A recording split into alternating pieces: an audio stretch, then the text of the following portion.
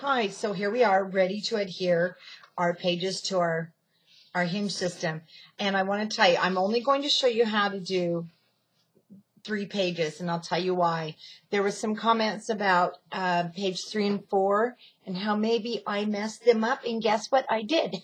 I was putting my pages in order, trying to figure out how we're going to put this on, and I realized, oh yeah, the comments are right. I adhered it completely backwards. So I'm going to show you how to do pages 6, 5, and 4, and then 1, 2, and 3.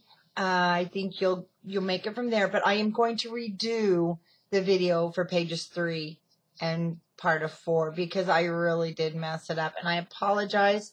Being that this is my first video, that's why. So let's start with, I'm going to start with the back page.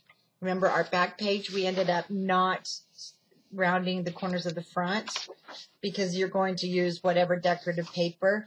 And so the back side, when you open it, is actually your pocket and your hinge. So let's go ahead. We're going to, I kind of open it, get my hand in there, open it, get my hand in there. Make sure, double check you're putting the right side up. Now, I'll be honest with you.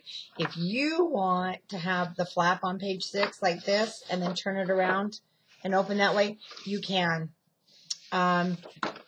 But I want to show you how I'm doing it, where the hinge is going to be on the back side instead of the front side of the page. Okay, first of all, I take my first page, and I do make sure, before I pull that tape off, I make sure we're going to fit. My page is going to fit on that hinge. Now, it's going to take some working and some doing because this is a big album.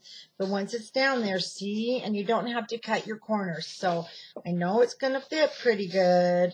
I'm going to go ahead and be brave and take my tape off. Because when you're putting these down with this score tape, once it's down, it's pretty much down. Now I'm sticking my hand in there to get it open. And then let me see if I can get it at an angle. I'm holding it with my thumb to push it on. I like to start at the top. I actually pulled down on it to get it right there at the top. Now this does take some working and maneuvering. Once it's where I'm wanting it, and it looks pretty even, I lay my page down, and I push. Turn it over and push. Now I've got a nice page that will lay open. So let's go to our next one. So this is page number 5. Now remember, page number 5 will have my waterfall on it, but I don't have my pattern paper, so I don't want to put it on yet. So I'm going to double check before I even take that tape off. Yep, looks good. We're not going to have any problems.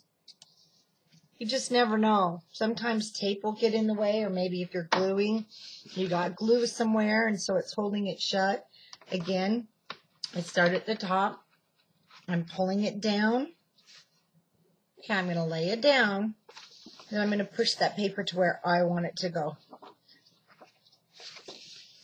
Turn it over, and push it down again. Now I want you to look. Let me get it up here close. Look how beautiful that's laying on this hinge. And it just fits perfect because we left our corners squared. Okay, let's go to page number 4. Once again, you know the old saying, measure twice, cut once. Well, I like to make sure it's going to fit, 'cause I'm also feeling maybe I've got a piece of tape here in the way on the inside of my page. There we go. It's being a little stubborn.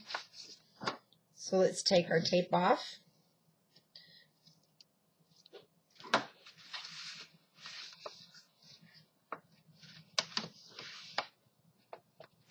Let's put that little baby down there. This one, like I said, it was being a little stubborn. And it still is. Yep. I don't know. I must have a little piece of tape on the inside, so there we go. Now, push that down, lay it to the side, make sure your paper's where you want it. Remember, this is that one, we have those extra fold out pages. Look how fun this album's going to be once you get all your magnets on. Okay, I am going to go ahead and continue because we have time. I will skip page 3. I have to redo that. If you remember, that's the piece of the album where there's a page that comes underneath it. Well, I messed that up. So let's go ahead. Let me go to page number 2. Because in this page, that's the one where we're going to be making that flip pocket that goes there. So I want to make sure again. Yep, that one's going to actually fit really nice. Score tape off. And let's get it up here at the top.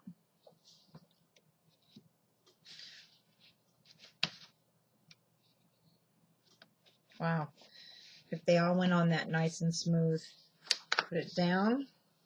The reason I push it back is because I want my pages to hopefully lay nice. Okay, now page number 1. No, see, I messed that one up for you. Well, mine is going to be a little bit different. Okay. No, it's not. Mine is. It's going to be backwards from yours, but that's okay. Because you know what? It still turned out, it's going to still work. The main thing is, if you put your flaps on the wrong side, that's okay. You only want to make sure you really have your hinge in the right place. If you don't have this hinge pocket in the right place, which I don't on page 3, you are not going to be able to adhere it. And I just love when you make your hinges square like this, how easy your page just slips on. You know what? And then you don't have to center it top to bottom. That's where I was running into problems.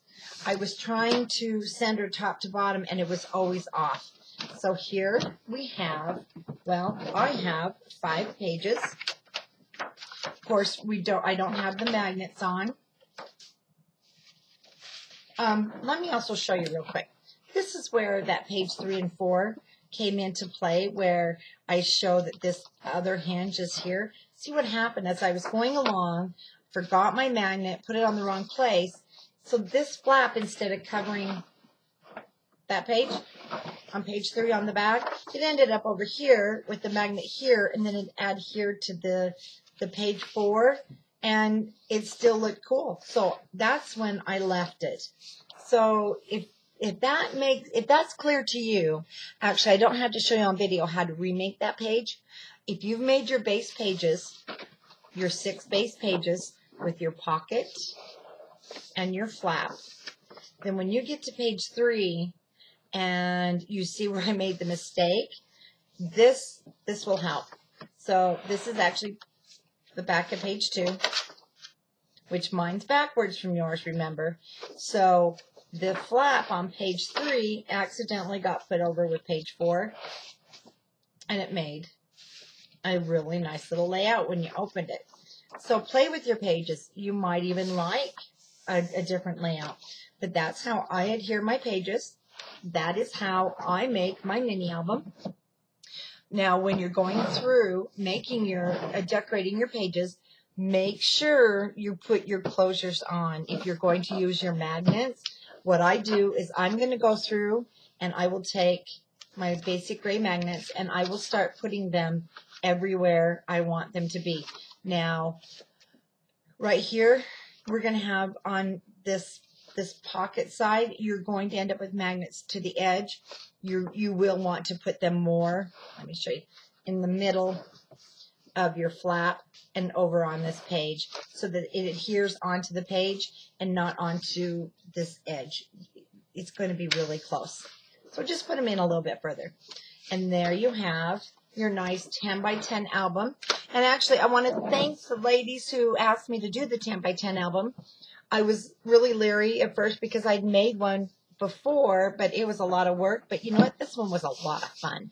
Now, don't forget, when you make your mats, you're not going to see your seams on the front and the back.